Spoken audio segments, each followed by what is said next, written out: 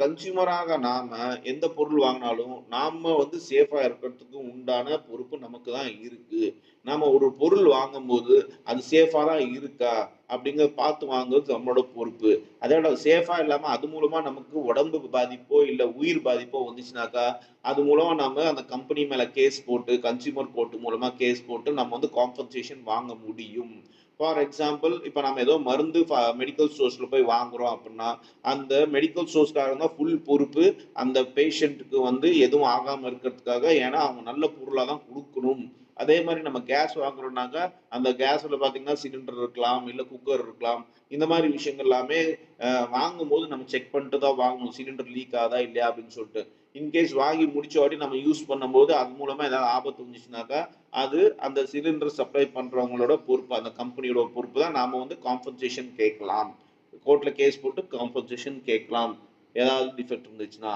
இதுதான் right to safety. Second, right to be informed.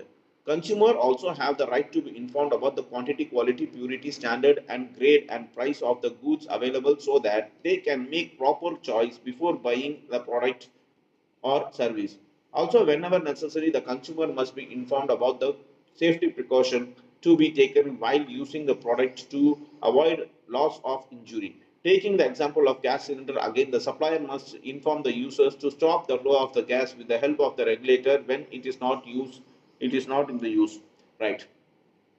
So ஒரு கன்சியூமருக்கு பார்த்தீங்கன்னாக்கா, ஒரு மேனுஃபேக்சரர் கண்டிப்பா அந்த பொருள் எப்படி யூஸ் பண்ணணுங்கிற விஷயத்த சொல்லியே தான் ஆகணும். அதான் ரைட் டூ பி இன்ஃபார்ம்டு. இந்த இடத்துல மறுபடியும் அந்த கேஸ் சிலிண்டரோட எக்ஸாம்பிள் எடுக்கிறோம். இப்போ அந்த கேஸ் வாங்கும்போது அந்த கேஸ் சிலிண்டர் கம்பெனிக்காரங்க கண்டிப்பா அவேர்னஸ் குடுக்கணும். அது அவங்களோட கஸ்டமருக்கு எப்படி கேஸ் ஆன் பண்ணணும், எப்படி அந்த இத நாப குளோஸ் பண்ணணும், சமைக்காதம்போது அந்த ரெகுலேட்டர் எப்படி யூஸ் பண்ணணும், எப்படி க்ளோஸ் பண்ணணும், ஓப்பன் பண்ணணும், இந்த விஷயம் எல்லாத்தையும் கண்டிப்பா இன்ஃபார்ம் பண்ணி ஆகணும். இது கேஸுக்குன்ட்டு இல்ல. எல்லா ஒரு பொருளுக்கும் அந்த பொருளோட குவான்டிட்டி ஆகட்டும், குவாலிட்டி ஆகட்டும், அதோட சுத்தம், பியூரிட்டி ஆகட்டும், ஸ்டாண்டர்ட் லெவல் ஆகட்டும், கிரேட் ஆகட்டும், அது விலையாகட்டும், கண்டிப்பா அந்த கூட்ஸ்ல இருந்தே ஆகணும் அப்படின்னு சொல்றாங்க. டிஸ்ப்ளே ஆயிருக்கணும். இதுதான் rights to be informed. Next, rights to choose. Every consumer has the right to choose the goods needed from the wide variety of similar goods. Very often, dealer and trader try to use pressure tactics to sell goods of inferior quality. Sometimes consumers are also carried away by advertisement on the TV. These possibilities can be avoided in the consumers and